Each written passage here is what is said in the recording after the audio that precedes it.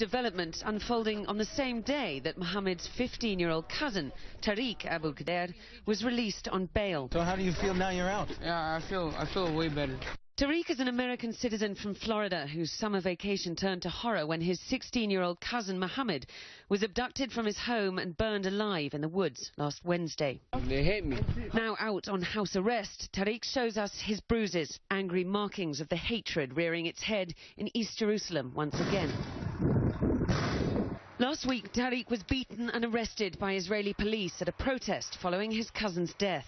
This cell phone video shows Israeli police striking and kicking the boy's limp body.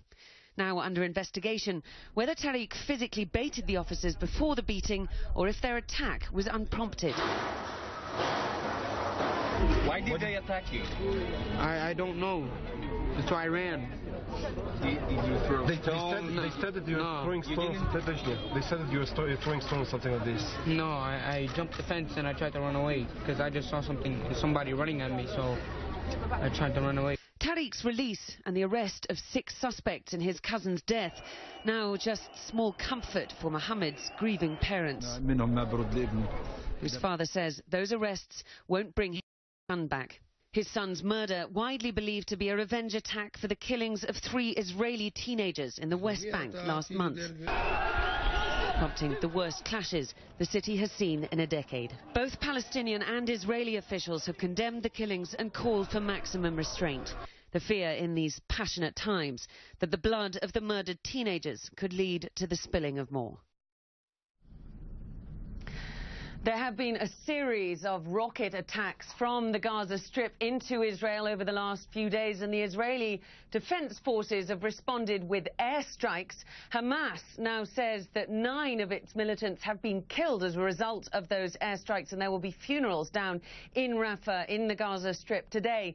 The Hamas spokesman has called this a grave escalation, that Israel has crossed a red line, and says that it will pay the price. And that is exactly the rhetoric that people fear clearly that this could escalate further. John, back to you. All right, Diana, thanks so much. Joining us now is Tariq Khadeir's family lawyer, Hassan Shibli. He's also the executive director of the Florida Council on American Islamic Relations. Hassan, thanks so much for joining us. I really appreciate it. You know the Khadeir family. You know Tariq's family. You've seen him grow up. You've talked to them since he's been released. How's he doing this morning? He's doing a lot better. I'm a little concerned. I just called the family just before coming into this interview, and there were reports that they went to the Israeli police for further questioning. We're extremely concerned that he's under house arrest right now without really facing any legitimate charges that have been made public, and that those who beat him apparently are walking free. Let's talk about that in a second. I want to focus on Tariq for a moment here. He's a 15-year-old kid, an American kid from Florida. Tell me about him. What kind of guy is he? Tariq is just your average, regular high school freshman kid. He's my neighbor, lives down the street from me. Loves basketball, going fishing, taking selfies. He's just your regular average kid. I could never imagine that he would go such a terrible and traumatic experience, especially so early in this life. I have no doubt that this is going to forever shape him. And he was in Jerusalem for a summer vacation to spend some time with his Palestinian family, correct? Absolutely. He hadn't been there in over a decade. He just wanted to go and meet his old cousins, his friends, and really just enjoy a beautiful time in a beautiful land. Now, we've all seen the video right now of the Israeli Defense Forces beating, apparently, Tariq there. I don't think it's hard to imagine any action justifying that kind of reaction. However, I do think it is important to know what happened before then. Has Tariq's family or Tariq given you any indication what he was doing before that attack took place? We hear from the Israelis he had a slingshot on him. We heard earlier reports that maybe he was involved in throwing Molotov cocktails. What do you know?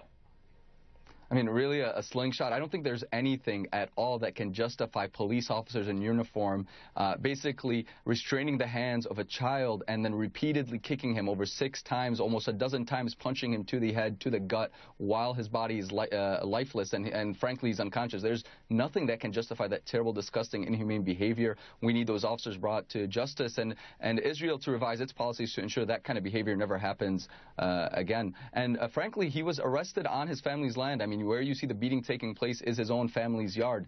So he had every right to be there. The Israeli officers had no right to be there and no right to beat a 15-year-old American child whose hands are being restrained and who's being kicked while he's on the ground in the head. You know, that's arguably lethal force.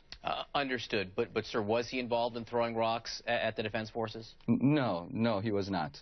We now have a situation where kids are being hurt, kids are being killed there. Prime Minister Benjamin Netanyahu called Mohammed Tariq's father overnight to express his condolences over his murder. You know, if the Prime Minister could call Tariq's family, what would you want him to say? What I would want him to say is to apologize for the disgusting behavior of those officers and to promise and provide concrete steps to ensure that the Israeli officers and the army will never, ever again brutally attack any Palestinian civilian and any child, especially those that are already restrained. I mean, I think that's the first and most necessary step. And we need really all sides right now to just stop this disgusting cycle of violence where innocent children, both on the Israeli and Palestinian side, are being killed and injured almost daily nowadays. And this just has to stop. I think that's something we can all agree on. You know, on that front, if the Palestinian leader Mahmoud Abbas, if he would call the parents of the 3 Israeli young men who were killed, what do you think he should say to those parents? You know, I think he should say that we're all in mourning for their children. You know, it was very, very tragic to hear about the killing of the 3 innocent Israeli children that died. It was very tragic to hear about the killing of the 2 Palestinians that were killed 2 weeks before then. I mean, this is just an unending cycle of violence with either side claiming a retaliation for the other. But you cannot retaliate against children. I mean, it just really shows a loss of humanity when children on either side are being targeted. We need to stop this cycle of violence before, you know, further children are hurt, further innocent people are hurt. If our kids are being hurt and killed, it just shows how unsafe the situation is. Tariq, presumably, hopefully, will be able to come home soon to the United States, where, again, he's an American kid. He'll be able to come back to America here, hopefully, you know, recover nicely. You know, what do you think he will take with him from this summer in Jerusalem? You know, I think he'll really have a greater appreciation for the civil rights we as Americans enjoy at home and the due process of law and government accountability, which apparently appears as lacking in Israel currently, which claims to be a democracy. And hopefully, I really will shape him to stand up as a advocate for interfaith relations, peace, justice, and human rights. Unfortunately, right now, his cousins, some of whom are younger than him, who have broken bones, are still in prison. The family is extremely grateful for the world that stood up and the public attention this received, because they believe he still would be in prison right now if the world did not speak out against his wrongful arrest and beating. Well, we hope he's doing well. We just saw some pictures again of him after the attack, and we do hope he recovers nicely. Just a 15-year-old kid. Good to see him back in America soon. Hassan Shibli, thanks for being with us. Really appreciate it. Thank you. Looking forward to seeing him back here. Thank you so much. Kate.